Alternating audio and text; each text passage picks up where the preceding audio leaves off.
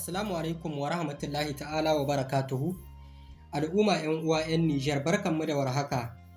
Da fatan mun yi ni cikin ƙoshin lafiya muna yi muku fatan alkhairi.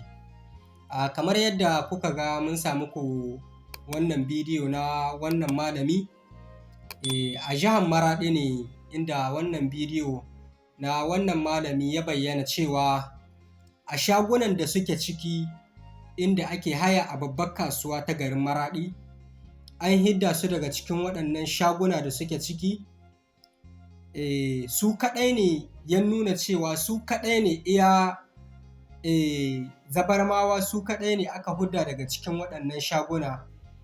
Ma'ana duk zabarman da ke cikin waɗannan shaguna ya ce duk an hidda su daga cikin waɗannan shaguna an bar ma Hausawa kawai. Inna lillahi wa inna ilaihi raji'un. Kaga yanzu wannan fisibilillahi bai ma kanshi adalci ba kuma bai yi ma al'ummar jihar Maraɗi adalci ba akan waɗannan maganganu nashi da suka fito. Yake nuni da cewa su kaɗai ne aka hudda, ma'ana an musu ƙabilanci, abinda ba mu fata kuma abinda muke kyama a cikin ƙasarmu ta Nijar. Abinda muke kira ga mutane muke kuma jan hankali da mutane da su kauce ma ire-iren irin waɗannan abubuwan domin ba su da amfani ga ƙasa. Babu abin da za su kawo mu cikin ƙasa face koma baya. Wannan malami yake maganar cewa su an riga an hudda su, kuma ita kasuwan nan da ke da kwai Maraɗi tana da tsari kuma tana da dokoki kuma akwai shugabannin da ke jagorantar ta. Kenan tun da wuri aka ce akwai shugabanni da ke jagorancin wannan wuri, babu shakka shugabannin nan duk yadda za a yi su ne za su yi magana tsakaninsu da su, in ma duk abin da ake ciki za su fito. Ƙarshe dai ta bayyana cewa shagunan nan gyara su ne ake so a yi, aka ce musu su huta daga cikin shagunan nan. In aka gama gyaran waɗannan shaguna kuma har yau jiya su ne za a fara kira mutane na farko da ke cikin waɗannan shaguna, aka yi ma garantin cewa za su koma cikin waɗannan shaguna. Amma da yake kun san ita zuciya, idan mutum ya biye ma son zuciya abin da yake so shi zaye, kullum muna fatan Allah Ubangiji ya kiyashe mu da aikin son zuciya. To ƙarshe dai abin bai yi daɗi ba. Take da bayyana wannan labari nashi, mahukuntan da'irar birnin Maraɗi suka huto a guje domin sun san Maraɗi gari ne mai addinin musulunci kuma gari ne wanda ya haɗa dukkan ƙabilunmu na Nijar wuri guda.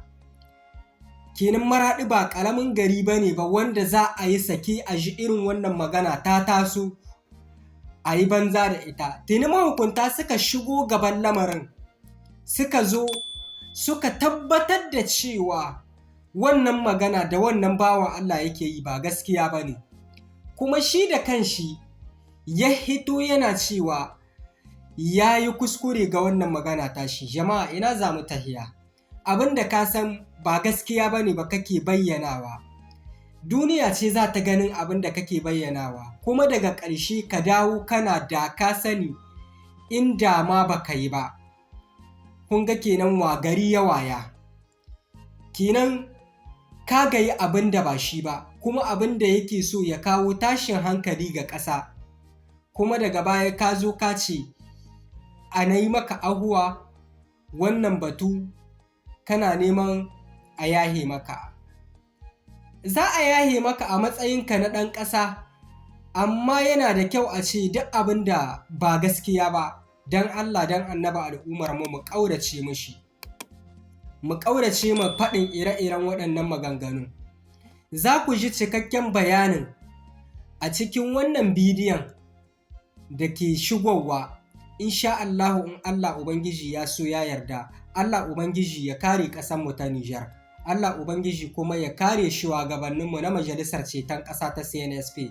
Shi kuma wannan bawan Allah da ya yi kuskure, muna fatan hukuma su karɓi kuskuren shi in ma hukunci ne a mai. Ziyarar ta shugaban da'irar birnin Maradi Lieutenant Colonel Musa Garba Abdullahi a babbar kasuwar ta Maradi ta biyo bayan yaduwar wani faifan bidiyo na wani mutum mai suna Mustapha mazaunin kasuwar da yake yunkurin rura wutar kabilanci a cikin al'umma kuma da ke jefa ƙiyayya tsakanin al'ummar ƙasar ta Nijar, kamar yadda shugaban da'irar birnin Maradi Lieutenant Colonel Musa Garba Abdullahi yake cewa bidiyo ne muka gani a cikin rezo sosiyo da wani bazabar mai yayi kuma yake shagunan zabar ma kawai aka ruhe ba ruhe shagunan hausawa ba. da wannan bidiyo wannan dole ne mu zo, yana nan kusa gare ni, gashi nan kusa gare ni.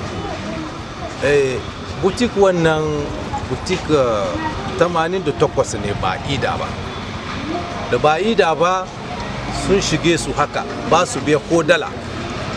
Mun tashi muka ce za mu gyara butik wannan, za a ida su a hidda su duka ba biya suke, babu zabar mai ko bahaushe, dukkan muka hidda.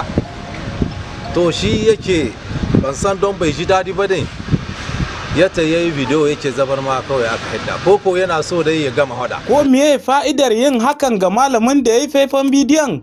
Sai ne in Allah ya riga ya kawo ne, babu makawa ma mu zai can din an cira mu an gaya mu mun yadda kayace mu, amma fi sabilillahi warji ne nake da wannan sai kuma a sai na kawai kuskure kuma ina nema gafara ga al'umma, wallahi ban ji dadin wannan. Daga bisani Muhammad Laminu Sadda Gwanda, Darekta Janar na hukumar babbar kasuwar ta Maradi, ya ba da haske kan lamarin da ke shirin tada zaune tsaye.